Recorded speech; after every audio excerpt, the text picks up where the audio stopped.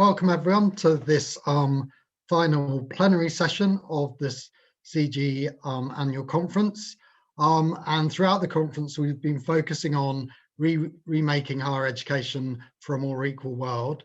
And we've had lots of presentations from the perspective of different researchers within CGHE. This session is different. And what we've done is we've put together a panel of conference participants with different views and different perspectives on how we remake higher education for a more equal world. And what we've asked them to do is to prepare a kind of 5-minute brief presentation on their take on how we can remake higher education for a more equal world. So in terms of the structure of the session, what we will do is we will go through the 5 presentations and then we'll move to a plenary discussion. So as you listen to the contributions, please put your comments and questions into the chat. For this session, it could be that you have a question for a particular panelist that you want to pick up, and that's really welcome, and we'll look at those.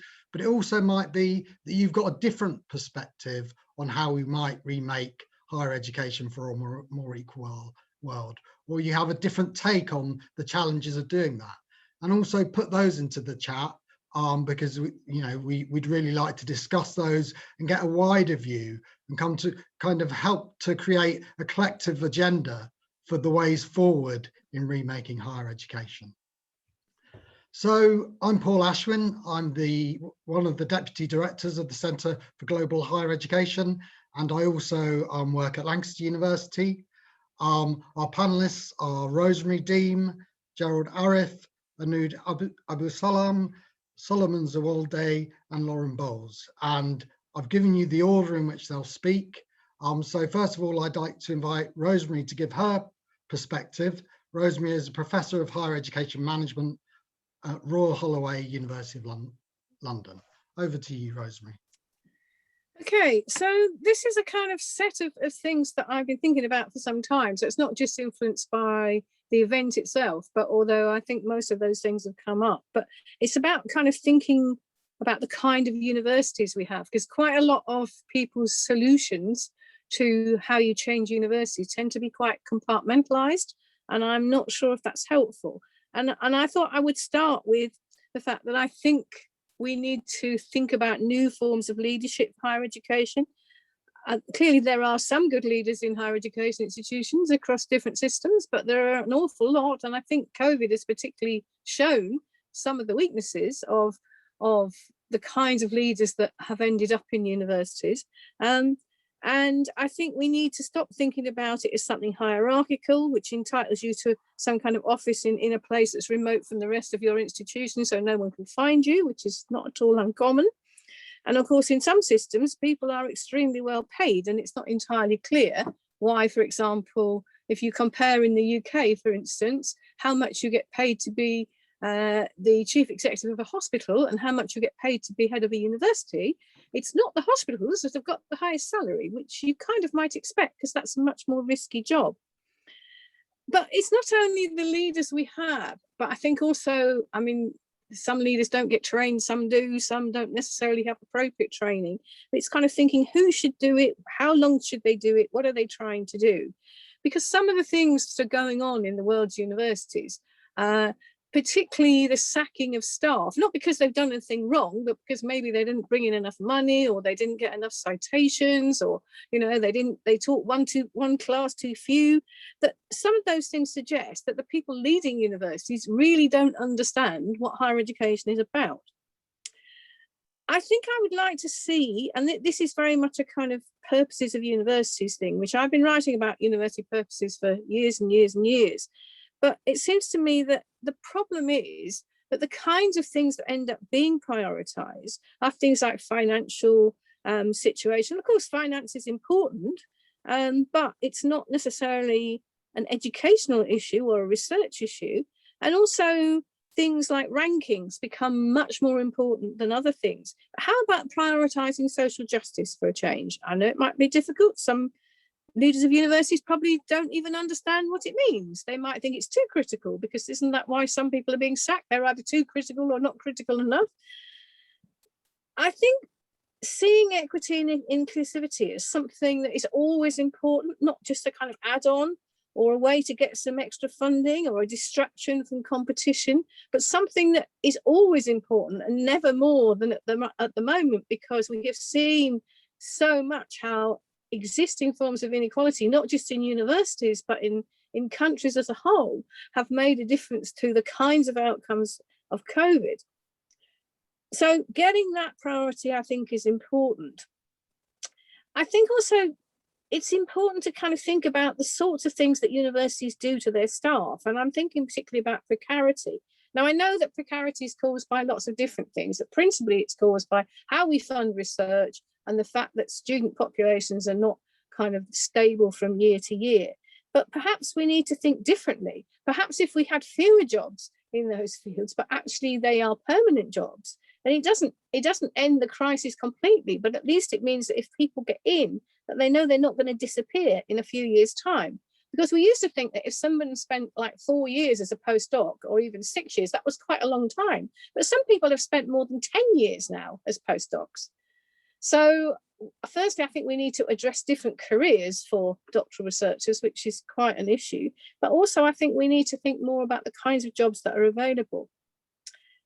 There's been a lot of emphasis on the student voice, I think, but the trouble is it's not a student voice in universities, it's lots of student voices. And the danger is that they listen the most to the people who make the most fuss, and a lot of people who are suffering from inequality actually are scared to say anything because they think it will affect them adversely even more. So I think it's kind of thinking about student voices all the time, that it's a plural thing, it's not a single thing. And it's not just at the end of term or the end of a year or because it's going into some kind of league table. It's important to do it all the time. Not all higher education systems are highly marketized. Those that are, I think, have dealt particularly badly with the pandemic. I'm particularly thinking of the UK and Australia, but there are other examples too. And I think that the problem with heavy marketization is it assumes everything is about a competition. And it isn't. Higher education shouldn't always be, of course, there's always going to be competition, but higher education shouldn't always be judged on competition. And whilst we still have that, I think nothing much is going to change. I think that universities need to strive for a higher education workforce and student body, which is much more diverse than it is at the moment at every level, not just at, say, entry levels or certain programs. It's no good boasting, oh, yes, we've got lots of X people on such and such a program. If you haven't managed to do that throughout your programs, then you still have a lot of work to do. So I think that people are often too easily satisfied when these things come up. I think making multilinguality and interculturality much more centre stage. I mean, Simon was obviously talking about a much bigger thing than that, but I think that's part of it. If you think of yourself as institutions that primarily teach about one culture and use one language, I think that's problematic, whatever it is. I think that encouraging real collaboration between institutions, for example, like the European Universities Initiative, which I know the Times highlights to tear apart every so often, principally because it hasn't even read the calls, so they don't really understand what it's about. But I think the fact that those collaborations, which are still kind of in their infancy, but they talk about innovation, they're involved in digitization, entrepreneurship, shared cross-cultural programs, lots of language teaching, virtual and blended mobility, working with industry, business and regional government. Those are really important things to do. And if we could focus more on collaboration between universities, not just on individual projects, but as institutions, I think that would make a huge difference. Can I ask you to wrap up, Rosemary? Yeah, I think we also finally really need to learn from COVID, not just about scrambling together online learning, but about real disaster planning and risk analysis, because I think that universities have not really done very well from that. And it isn't just about those things. And there is a sign that we haven't learned as much as people seem to think, that there's not going to be a wonderful new dawn when everything starts being better. And then just finally, I think start reclaiming the territory back from tech companies and think tanks. Thank you. That's great, Rosemary. Thanks ever so much for that really insightful contribution. We now move to Gerald Arif, who's Vice Rector at the Asian Cyber University in Indonesia. Over to you, Gerald. Thank you, Paul. So I agree with a lot of the points that Rosemary shared. So let me just refer to my home country of Indonesia. So state and private university operators are constantly being subjected to dynamic political whims, as is the case now being observed in Hungary. So a change of government, in our case, Minister of Education, typically would result in drastic changes in regulations that often were not thought out carefully due to poor or no prior consultations with its stakeholders, namely the university operators. Continuing Rosemary's point about the ranking, so we know that the global university ranking game that started in 2003 with Times Higher and Shanghai Jiatong has spurred a primarily quantitative national journal production effort that may not significantly translate into real economic development in our country, but rather encourage the growth of predatory journals abroad. Our education ministry's view is if a university produces more journals, that means more quality institution, not necessarily producing adequate research or competent workforce for industry building. In the meantime, my industry colleagues are constantly complaining of inadequately trained graduates who learn obsolete theories and often resign after basic training and work adaptation periods of 6 months to competing companies. Referring to the 2011 book, The Innovative University by the late Clayton Christensen, he predicted the collapse of 50% US private universities in the next decade due to the onslaught of technology into learning and teaching practices in combination with automation and changing trends of new generation Z and Alpha students. Though the trend is not occurring as fast, COVID is only going to accelerate that prediction further, with rising student dropout rates, especially prevalent in private universities, as shown by Dr. Steve Hunt's UK research and my observation here in Indonesia. The conference discussion on inclusivity to encourage more higher education participation of school leavers, I believe, are still very much relevant, especially in fast-growing developing countries of Africa and East Asia, whose workforce still have very low percentages of university graduates, of way less than 40%.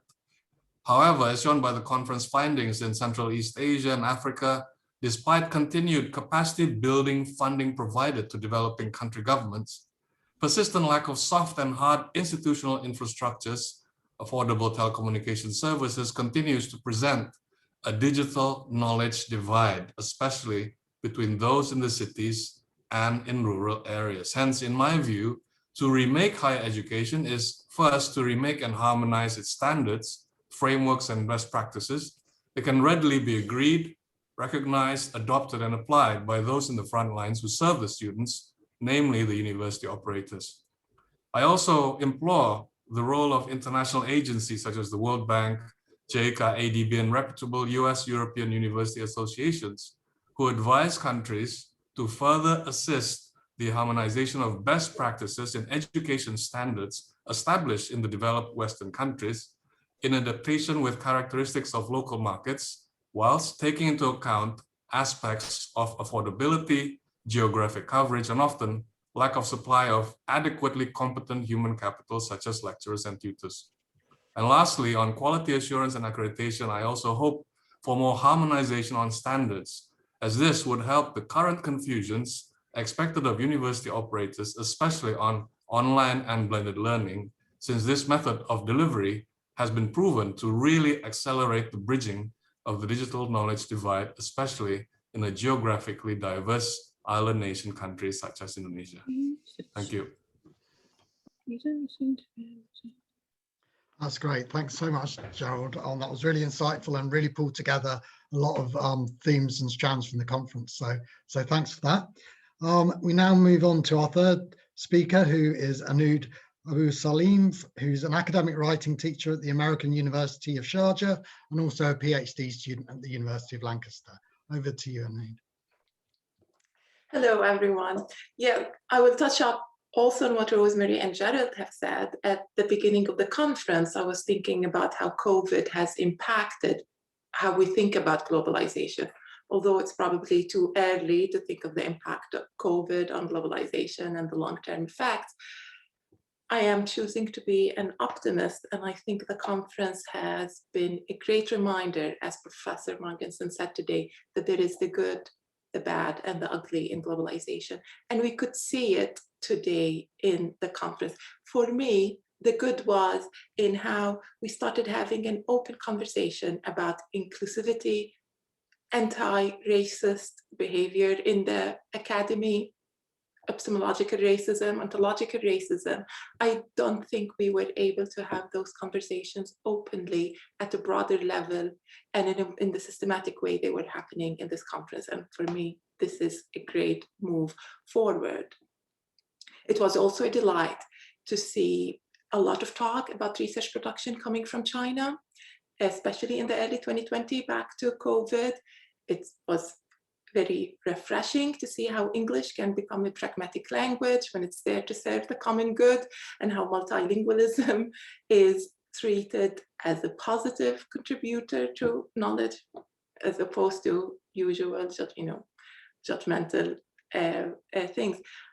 The first question, for example, that stuck in my mind was what Salman said and raised in the opening session about anti-racism in HE, and the amount of responses and engagement that this question received shows me that we can do more at the individual, institutional, and obviously national levels. There was a lot of talk about collaboration, like in Gemma's talk and in Paul's talk, through different institutions, through different places, through different systems. And in the optimist light, I still think this is a great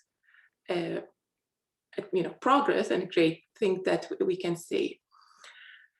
And as Gerald said, the World Bank talk highlighted inequality and showed us different ways where we can talk about those inequalities that we sense every day as teachers. I teach from the United Arab Emirates, where we are so privileged with infrastructure. Yet, if one of our students leave this glorious, luxurious place and goes elsewhere in the world, they lose the internet connection immediately. And the keynote today touched upon endless realities. Many of them are painful realities that we are experiencing, and how we think and write and eventually publish our research. But it suggested great takeaways for me. That there were so many takeaways, but for me, within the optimist attitude in those strange times, is that we are in a good place. We can engage in these talks, we can formalize them, we can talk about agency, and finally, it seemed to me that change can happen, and we can start with it as our role as teachers, as researchers, and hopefully we can create that change at the university level and eventually at broader levels. I wouldn't dream of national levels in this moment. And that's it for me, yeah. Great, thanks, Noud. Again, really insightful, and you drew together some lovely threads from the conference. So thank you so much for that. Then we move on to our fourth speaker, who's Solomon Zuwalday, who's a lecturer at the University of East London and University College London, and a regular contributor, both as a presenter and a commentator on other sessions in CG seminars. So it's great to have you here, Solomon. Over to you. Thank you, Paul. Thank you for inviting me. I really appreciate this opportunity. I don't have much opportunity or platform to share my idea. So this is a wonderful idea. I'm very happy to do this. And my point is very, very focused. And I all agree with all the outstanding insights and contributions from the three speakers before me. But mine is so focused. So remaking higher education for a more equal world for me. So remaking higher education is an outstanding, a very commendable, of course, an overdue task or theme in HE, for HE scholars to take on, to embark on. And I believe any such endeavor of remaking higher education would be incomplete and probably highly flattering without a real and demonstrable commitment to address racial inequality and racism in higher education. Yesterday, I kind of raised my concern that a focus on addressing inequalities, social inequalities or class inequalities and access and progression in higher education, or even just attempts to explore the legacy of colonialism, to explore the legacy of colonialism and globalization by critical internalization scholars will simply lull universities into believing that they're addressing racial inequality or racism in higher education. However, thanks to Professor Simon's profoundly moving keynote this morning, I now feel a lot more reassured, okay, a lot more confident that the Center for Global Higher Education have some serious plans to deal with issues of racial equality, racism in higher education. And it was a joy to listen to the keynote, Simon. Thank you very much. So racism is a global phenomenon in which higher education institutions are complicit. Okay, that is the basis of my argument. So HEIs, or higher education institutions, are not ahistorical nor apolitical entities, and the ramifications of their actions are not geographically bound. Okay, in this regard, for example, the ways in which the legacy of colonialism is upheld by higher education institutions globally in the form of racism should be central to our understanding of higher education. So any remaking of higher education should take this into account. Today, let alone in Europe and USA, the curricula, for example, in much of the global South, definitely where I come from Africa, is highly Eurocentric.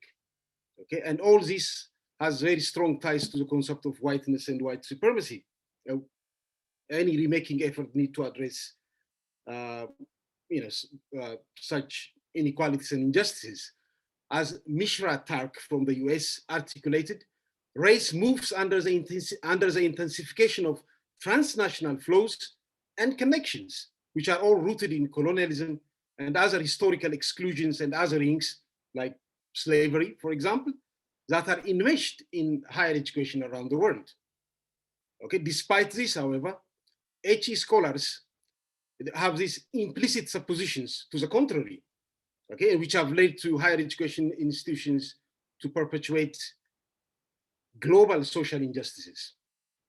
So even much of the work by critical scholars that critique the global power dynamics continues to be race evasive, okay? And I think that has to change and that has to stop.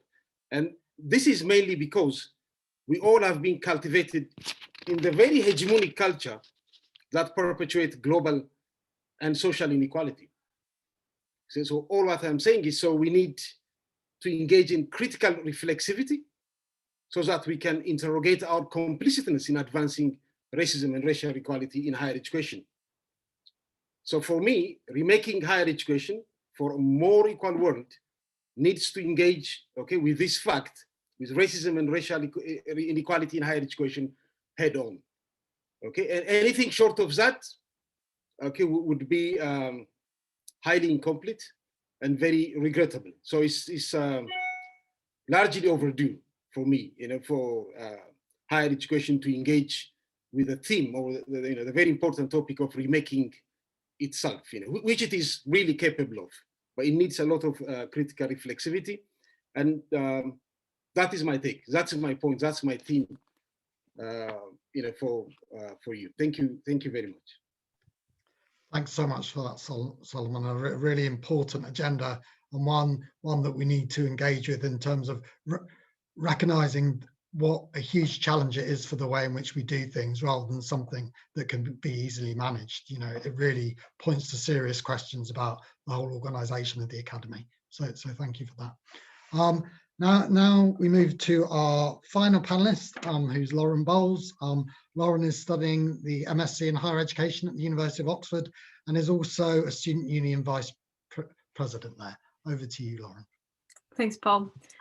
Yeah, so this conference has really highlighted to me the power that higher education has in society in so many ways, but particularly through the way that they frame what knowledge is valuable and who gets access to that interpretation of knowledge. A lot of the speakers have pointed to this overwhelming need to recognize that the current way of working is to hold on to that power by promoting some knowledge and some ways of knowing at the expense of others and limiting who is granted access to that knowledge.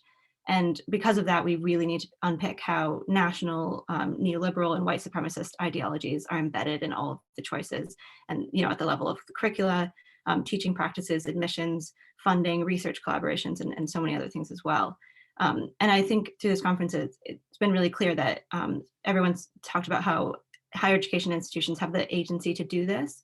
But I guess my lingering question is who specifically is going to do that? Because I feel like higher education institutions are these kind of vaguely referred to, you know, in news headlines, you just read like, oh, like University of X has done this, instead of the actual individuals who have made that change. So who are the actual agents who are going to do this work? And are we engaging with them enough?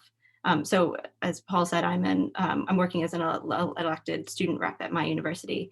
And my experience with this is that the answer is probably not. I feel like there is a lot more to do in making students, the public, also academics, professional staff, feel like they are agents of this change. And yeah, so I wonder if kind of the vagueness of universities is clouding over students' perceptions of their own agency, particularly when combined with the current political rhetoric that's going around. So, so my questions are kind of, how can we reverse the narratives that higher education institutions are only responsive to, say, the demands of the labor market? How can we show people that they are actually powerful agents of societal change? And how can we get more students, academics, administrative staff, everyone involved in these conversations? How can we make sure that all the research that's happened at this conference, or that's been presented at this conference, really translates into change? How can we make sure that what's happening here is really, we communicate with everyone who can make that change as well? I, of course, don't have the answer, but I think this is a really critical piece in remaking higher education for a more equal world. That's great. Thanks, Lauren, and thanks for that perspective. Another rich set of questions and challenges for us to think about. So, and I'd like to thank all of our panelists for those really insightful comments on both the conference, but also what higher education needs to do. And kind of a question that kind of raises for me in these discussions, both in this session and earlier in the conference, is, you know, we need to have a better analysis of what's stopping us. You know, there's an awful lot of goodwill in this conference. There's an awful lot of openness to change, yet change isn't happening. So that sense of why these things are easier to talk about than do is something that I think we need to think about. So there's been a few really useful comments in the chat. We could always do with some more, but to start us off, I'd like to invite Victoria to build on her comment in the chat. Victoria? You need to unmute, Victoria. I'm really sorry. Thank you very much. You are so kind to me. This is Victoria Tatri from the University of Bucharest. Thank you very much, Paul. Congratulations for all the authors from today and from this especially session. In my opinion, this conference was transformed into an academic agora, or into an ideal continuum, as in mathematics, delineated by useful retrospective analysis and prospections of future around higher education. There are involved various ambiguities, tensions between different cultural or scientific communities, and of course economical disparities. But the connectivity between paradigms and meta-paradigms rest important. Thank you very much. It was a pleasure to work with you. Thanks, Victoria. That's great. So whilst I give our panelists a chance to think about that, I'd also like to invite Eliel to give us a comment based on what he's written in the chat. Eliel. Thanks very much, Paul. Yeah, so I guess it's kind of just picking up from Rosemary's presentation in this session, because I think, for me anyway, she's pointed to what I kind of agree is probably one of the most pressing things that we need to focus on, which is actual kind of leadership at institutional level. But how do we kind of, if we want to see things, for example, another comment was around EDI, if we want to see those things being the criteria on which universities and university leaders are judged, how do we go about that? Do we have to try and wrest control from institutional leadership because we're acknowledging that if they're not being judged on that, if their jobs and incomes are not based on that, they're not going to do anything? Or do we accept that kind of central control and say, okay, then we change the system via the government? Is it so? Yeah, I suppose, where do we go to try and change things? Do we have to try and take over a more democratic governance of institutions individually, or do we accept how it is and then try and change government policies? Thank you. That's great, Alil. Thank you. And I'm going to take one more comment from the conference participants, and then we'll move around the panel and see what responses people have. So, Sahabzada, would you like to make your point? Hello, everyone. So wonderful show today, and I've been following this pretty closely. I have a jaded view. I teach, I have a PhD in economics from the University of Texas. I have taught in Dubai, I have taught in Karachi, Islamabad, and I've taught at the primary level, at the tertiary level. And I am increasingly becoming disappointed how education has become an incredible for-profit, especially higher education. I mean, everything, students are marketed so that they can join a program, and it's all about the money, the numbers. The research that the faculty does is just lying, at least this is my opinion from what I've seen. It's mostly lying in their corner offices or on bookshelves or in libraries, where there's a lot of stuff that probably could contribute to the betterment of the third world economies. I'm not talking about the US, UK, Australia, Canada, but what I am seeing is that majority of the developing economies are copying the US, UK, Australia, New Zealand model.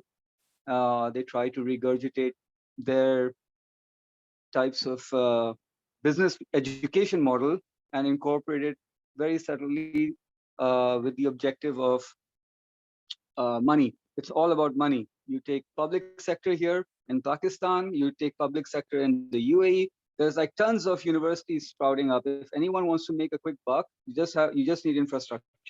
I mean, this is what this has become. Science, technology, art is all about, you know, it's all about what's the end profit that you'll have. And if you want to see, if you don't believe me, most recently, case in point is the Al Khan University hospital system. They charge X amount of money, and it's to directly invest in sprouting up buildings on their campus. That's their marketing tool. Oh, look how many buildings we have. We've got this building for this, we've got this building for that. It's all about showing students, oh, we've got a wonderful, my students now teaching without even having proper credentials. That's what it's become. So I have a very, very jaded view of higher education, at least in the South Asia, Middle East market. Okay, that's great. So we'll now kind of turn to the panel for kind of the things I want to pick up from those three really helpful contributions. Gerald, would you like to start us off? Yes, thank you, Paul. If I may, I can comment on Shahabzada's views. I fully agree. I think the challenges that university operators face today is how to ensure affordability for the target segments while maintaining quality assurance. So that's something that I've been trying to keep an eye throughout the last 2 days. How can universities refer to the respective quality assurance framework that's been established and well recognized, so that when you graduate from that particular university, irrespective if it is a premium program or an affordable program, you are qualified to do whatever you're supposed to do after going through that program. And on the other hand, it is truly just becoming like a business if you do not have strong regulators to maintain the quality assurance and also the pricing. So we're facing that also in Indonesia, where 65% of the total university population have less than 1,000 students, 65%, right? And most of them are not delivering quality education. And most of them will shut down at some point if it's not accelerated by COVID. So fully agree. And I think that's the role of quality assurance framework that's recognized by everyone, should be established clearly and agreed. Thank you. Thanks, Gerald. We'll now move to Lauren. Lauren? Yeah, sure. So I can pick up on the other two questions. So the first thing that kind of jumped into my head with those questions was the role that students could play in this type of change. And I think that has a lot to do with how we conceptualize students in higher education today.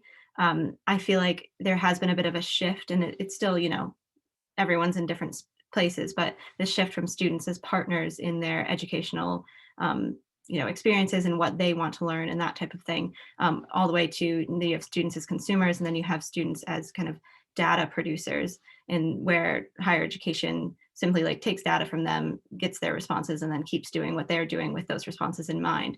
So I wonder if part of the answer is in reconceptualizing students more as partners, so that we can listen to how students themselves want to be educated in the curriculum they want, which would make higher education, I think, more inclusive for those students as well.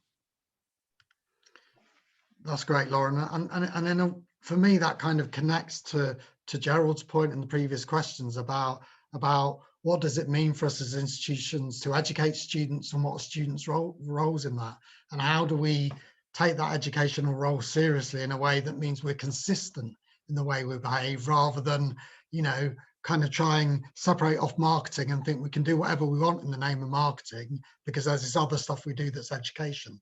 For me, we need to be far more consistent in our positioning. Rosemary, did you want to comment on the kind of questions that Alil raised, because they were partly directed to... I mean, I think particularly on the leadership thing, because I think that one place to start, I mean, I think it is quite difficult, and it does depend, of course, a lot on the system. But one, we seem to have come to the conclusion that unless you pay these people a lot of money, then they won't do the job in some countries, which I don't think is necessarily the case. And if they do the job, it's for the wrong kind of reasons. But also, I think, how about starting with actually having debates, and clearly this would involve everybody, definitely including students, about what kind of leadership do individual universities want as opposed to what they have. And you could actually have an open debate about that. I think years ago, university senates used to have debates on things like that. Now they just have debates on things that nobody's really interested in and can't wait to get out of the room or off Zoom to run away and do something else. So I think that's a start, because I think that the model we have just doesn't work. And it clearly has been shown that under COVID, it doesn't deal very well with these crises, despite the fact that leaders spend hours in meetings discussing how to plan disasters. Obviously, COVID wasn't the kind of disaster they prepared for in most cases, and therefore it was absolutely useless. So I think it's important to try and find some kind of way in which you can deal with that. And in terms of things around equality and diversity and inclusion, I think the problem is that because it doesn't lead to anything, as far as most people can see, they don't, unless they're personally interested in it, they just ignore it. And that's, I think, has been shown by COVID. If you look at what developments have happened in relation to equality in the last kind of 18 months, I think the answer is virtually nothing. In fact, it's probably gone backwards in many, many ways, because that's been just forgotten about. Now, in Ireland, I think there was an attempt to kind of try and make at that time, all male heads of universities understand that unless they did do something about equality, in this case, it was about the employment of women in senior posts, that actually this was going to make them look bad in the country as a whole. And because that was a small system, that worked. I'm not saying it worked forever, but I think it started to work. But I just think, and opening up that space, because what do people want? I don't necessarily know what everybody wants. Maybe some people haven't even thought about it. They don't like what's there, but that's a negative thing. You then have to say, well, what do we want to have in its place? And I think that would suggest that some of the training might involve actually interaction with students, because as far as I'm concerned, in terms of what happens in the UK anyway, the top management program barely mentions students, and certainly doesn't have any, as far as I know, that actually go along to any of the sessions. So how can that be an adequate training for something as complicated as running a university? That's great, Rosemary, and it kind of really highlights this kind of challenge on kind of when the importance of giving voice to people who are marginalized, but how often that turns into the marginalized being expected to do the work have changed.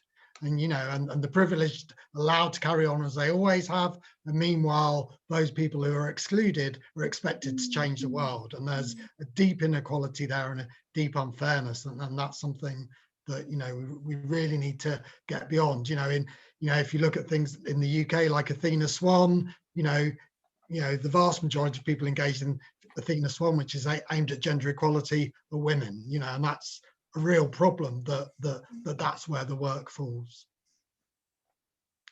Anud, is there something you'd like to pick up on from the previous discussion? Yeah, I think Jenny has mentioned something which is in line of my argument about how we are mostly researchers and teachers and not necessarily higher education leaders.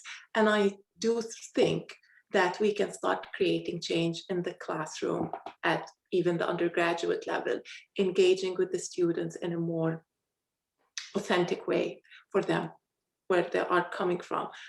I know this doesn't sound grand at the moment, but a lot of the work can happen in the classroom, and a lot of the work that we don't talk about and a lot of the impact that we don't assess or measure happens in the classroom. And then eventually that translates into our research and how we share that knowledge. And this is how I remain optimistic. At least I'm drawing on my own personal experience working with super privileged students economically and socially. And I do know that change and social justice can become more closer to them, can become concepts that they can identify with and become even agents of change with it at the classroom level, which is again the level that we tend often not to talk about.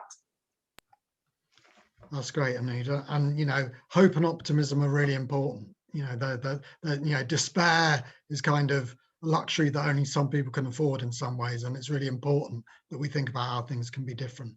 Solomon, how would you react to the discussion so far? Yes, Paul, thank you. Now, I just want to comment on the question about the equality and the diversity initiatives. And well, I agree with what Rosemary has said, with all of it. You know, they don't produce they don't lead to anything normally. So that's why people are really fed up. But on the contrary, they produce, there is research evidence that, you know, those discourses of, you know, predominant discourse of like access, you know, disadvantage in higher education kind of produce and construct images of people of color in higher education as outsiders, people who are at risk. Okay, and I think this mainly emanates because they do not own these initiatives. They do not lead them. They are not at the heart of the design and you know, the leadership of equality and the diversity initiatives. So you know, in many instances, you know, there is a lot of evidence that it worked against them by placing them as you know, atypical groups of, as far as students are concerned, people who are outsider to the mainstream traditional student body. And the other point I would like to make is, in order for this to lead to anything meaningful, this should be tied to something, you know, to something that's very important to the institutions, like funding. Okay, the Athena Swan is a success because it's tied to funding. Okay, and all other equality and diversity initiatives, whether you achieve them or not, do not seem to be you know, any consequences for the higher education institutions. So I was telling Chris, you know, from the Office of National Students yesterday, that I believe government should have a policy that demands institutions, okay, not just recommend, not encourage, but demand that institutions should make some, you know, demonstrable and you know, measurable progress as far as you know, racial equality or all other forms of inequalities that, you know, they are supposed to address. And if they don't, there should be you know, an incentive, a serious punishment or whatever. They should lose funding, and we will see some change. If that happens, because we did see change in the Atenas one, and I don't know why that is okay for gender equality and not okay for things like racial inequality. Thank you. Thanks, Solomon. I think Anoud referred to Jenny Case's comments in the chat, and there's also discussion of them in the chat. So I'd like to invite Jenny in to make a contribution. Paul, thanks a lot. I mean, I don't know if I've got anything more sensible to say than I tried to just express in a comment. And it's really that this has been such a generative conference, and my head is buzzing. And I guess it's this difficulty we always have as education researchers. Education researchers tend to be people with a passion for education reform. Our field is constructed as a field, whether it's higher education or other fields of education, is about changing things for the better. Yet as researchers, what I noted, there may be a few, I don't think there are a lot of vice chancellors in the room today. There may be the odd leaders further down the rungs. I know Paul is the department head. And then, of course, government policy makers. So I do know many of us in our research now, and especially I know that, the ESRC does build in these important outcomes where one has to offer briefs for policy makers and so on. But I think it's about what is compelling in what we do. And what I take away from these 2 days, there were empirical insights that were brought forward in ways that I've not understood before. Issues around graduate employment, about knowledge outcomes from graduates. I'm thinking particularly one session I loved yesterday, and housing debt. I saw new evidence that helped me join up things in different ways and ask new questions. And then I also saw new theoretical angles, and I'm thinking particularly of Simon's keynote this morning that tied things together theoretically. But our outcomes, we are producing research, and what is good research and what is bad research. And I know there's an argument that good research changes the world. I think the evidence on that's actually quite poor. I think we can produce new ways of thinking and new insights, and then we need to work hard to see how do we make sure those may be noticed somewhere. My caution, and I'll stop on this, is, this kind of, because we almost have a kind of an evangelical sense about our ability to change higher education and our own agency in that. And one wants to say that's a good thing. Of course, it's good to be passionate and to care and to have a moral stance, but it can also limit one's research. And I just linked a fantastic blog that I read by Jelena Brankovic yesterday on rankings, where she argues that our overly normative stance actually means that our critical sword is blunted because of that, as contradictory as that may seem. I think she expresses it better than I did. So thanks. I'm not wanting to sound too like a devil's advocate or throwing cold water at all. I'm just wanting to sharpen what we do here. And I think the argument is that we have to produce good research, and we're incredibly fortunate. I think everyone sitting in the room is funded to do their research by the taxpayer, if I'm not mistaken. Okay, some people are also paying their own fees, but I mean, what a privilege we have in society as well. I'll get off my soapbox. Thank you, Paul. Thanks, Jenny. And I think we've got time for one more comment, so I'll move to Lara. Hello. Yes, I'm here. Sorry, I'm just in the lab. So sorry, but yeah, being a scientist, and leading a decolonising workshop across the UK, I realised that something we don't integrate into our curriculum is social justice. Why are we doing it? Like I'm a chemist, and I still don't know what my impact is in the world, or why am I here? Like, what good can I do? And so, do you not think that round about now, while we're recognizing that maybe the previous generation may not be the ones that the engines of change, like how do we educate the next generation to be the engines of change? So we keep, just in the last session, there was like many comments about how people like we need a change, but change is difficult. But how do we create, how are we going to drive that change if we're not educating younger people about the change that needs to happen? And so I question, how do we actually encourage universities to integrate social justice? Because I'm doing it, but like I can't do it alone. Yeah, that's a brilliant question, Lara, and a fantastic place to finish this session. So thank you so much for that. And that sense of how do we make change, but how do we make change collectively, I think is a really, a really important question, and one we need to take forward.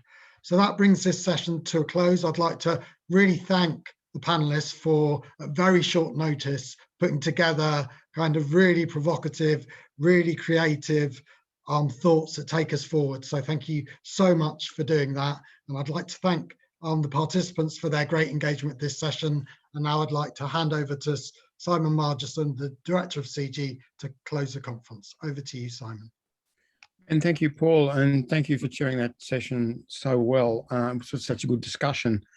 We had 739 signups. We think that more than 400 were engaged in the sessions. We had 399 come in through the platform, but there are others coming in directly into sessions.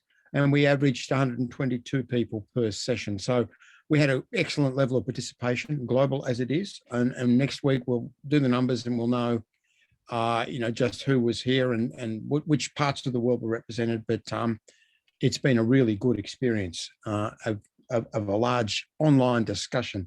The lounge groups do continue for another hour or so after this. So keep an eye on that. If you want to keep going for another hour, you can opt into one of those 3 lounge groups, and you access those through the conference platform. It was an experiment for us to have lounge groups and to breakouts. I think what we've learned is that the main plenary session, the dominant session, has been the primary focus pretty well all the way through, and that's enabled us to have a large webinar format, which has been very engaging with lots of discussion in the chat, a lot of people coming in to the Q&A, and the speakers were great in keeping to their time on the whole and giving us enough space for the discussion. Let me thank Trevor Trehan most sincerely, and I think all of us in CG will echo this, for his wonderful, thoughtful organisation of the online presentation of this conference. He's worked with Huberlo. He negotiated directly with Huberlo to establish the platform, and Trevor's monitored and run things all the way through with great aplomb and with scarcely a mistake from any of us, really. So he's educated us well. I want to thank Carly Brownbridge and Ellie Gasper too, because they played key roles also in the administrative process of mounting this online conference. And also let me thank Claire Callender, Paul Ashwin and David Mills, the deputy directors of CG, because they have, all 3 of them, made wonderful contributions all the way through the conference, leading and chairing sessions and playing a crucial role in discussion. We really benefited from their intellectual leadership during these 2 days. I want to thank also all of the CG researchers, all of the speakers in the sessions, and all of the conference participants for their input. We found the online format is really working well in terms of developing new strands of discussion, bringing in new voices and learning from each other. And I'll come back to that in a moment in a more concrete sense when I talk about how it's changed CG. But let me just emphasize to everyone that our webinars go on. They will resume again late May. We're going to take a little pause as we digest the conference, but they'll be back again in the week after next and twice a week until a short summer break, and then we'll resume again in the late August, early September period. And the webinar discussion is one where we do invite researchers in higher education on higher education from all over the world to put forward ideas that they'd like to see discussed in the webinars. And let me encourage you to come forward with new webinar proposals. We don't have a lot on our calendar yet for June and July. It'll fill up, but we'd be really interested to hear from you if you have a webinar, either an individual presentation or a panel type presentation that you would like to pursue through us. I was really energized by a lot of that discussion in the last session. I thought Rosemary made really important points about the fact that finance isn't everything and it's only a means to an end. And the purpose of higher education is education. It's education and the development of knowledge. We can bring, and to pick up Lara's point too, we can bring in social justice as a central theme. And I think those of us in higher education, many of us do that. But we've got a job to do in displacing rankings and that way of imagining the system from the central place they currently exercise in the public discussion. But social justice is not far away from the center of things. And I think it requires a bit of a push to make it more central and more important than it is. Gerard reminded us that emerging countries are still emerging in terms of participation, and the resource barriers are very considerable. They stratify the sector at a global level. There's much to be done in building capacity, and connectedness helps, but it's got to come from within the country, from the agency of people concerned. Anud, I think, was very helpful in her optimism, and I really connect to that. She encouraged us to think that that we can move forward on anti-racism. And Solomon also did that. And I think, there's a lot of positive sense coming through from the discussion we've had in the last 2 days about racism and racial inequality. I mean, I think what we've all realized is how central it is to inequality as a whole, that perhaps it's the cutting edge in some ways of the way in which global higher education has operated in such an unequal manner. And, racism is the thing which really digs deep in providing not only people with a sense of lifelong discrimination and exclusion, but providing others with inclusion and superiority. And that we have to deconstruct. It's that sense of white supremacy is fundamental to holding down the whole racist order. And I think that the debate has now switched into the critical focus on white supremacy, and that is making a lot of difference.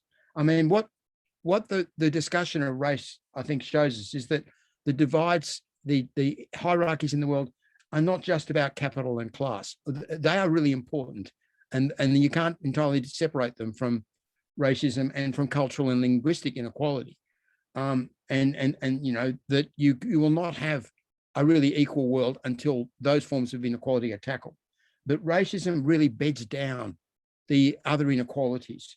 I think if we can make progress on that as the central driver, perhaps, of inequality, we can make progress on all the others. I mean, I thought that Lauren captured really nicely the questions that the need to problematize power and knowledge and its relationship. And in response to her point about universities' vagueness and this difficulty of really getting to grips with them, and I would say that in many respects, we need to think about universities not simply as single institutions, but as spaces in which we can make great advances, even if our universities are pursuing strategies which we're not comfortable with, strategies which we will continue to criticize and seek to change. But within the framework of higher education, and given its knowledge-based nature, you can make a lot of gains, a lot of advances simply through organizing, through discussing, through researching, through working collectively with others. Let me close by recalling that Gramscian couplet, pessimism of the intellect, optimism of the will. Optimism of the will, I think, is always important to us.